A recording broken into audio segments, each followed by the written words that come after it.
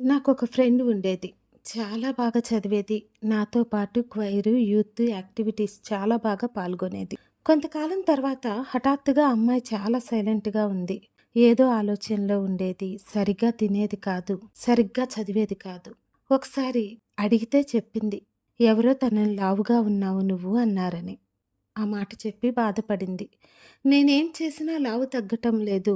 ఆ బాధలో ఉన్నాను అంది. నేనడిగాను. ఇప్పుడు నువ్వు లావు తగ్గట్లేదని బాధపడటం వలన నీకేం వచ్చింది అని. ఏమీ రాలేదంది.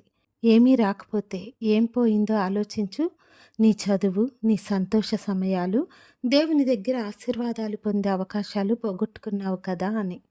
తను తెలుసుకుంది. తర్వాత నుంచి సంతోషంగా ఉండటం మొదలుపెట్టింది. మన ఆత్మీయ జీవితంలో కూడా అశాశ్వతమైన, మనం మార్చుకోలేని విషయాల గురించి ఆలోచిస్తూ విలువైన దేవుని సన్నిధిని పోగొట్టుకుంటాం. ఆయన సన్నిధిలో గడిపే ఆనందకరమైన సమయాల్ని పోగొట్టుకుంటాం. మనం మార్చుకోలేమని తెలిసిన విషయాలు, మనకి సంబంధం లేని విషయాలు, ఇతరులతో పోల్చుకోవటం అనేవి చాలాసార్లు మనం సన్నిధిని పోగొట్టుకోవటానికి కారణాలు.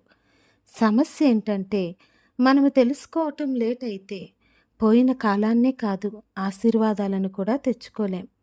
ఆయన సన్నిధి మేలును తిరిగి పొందుకోలేం. ఆలోచిద్దాం.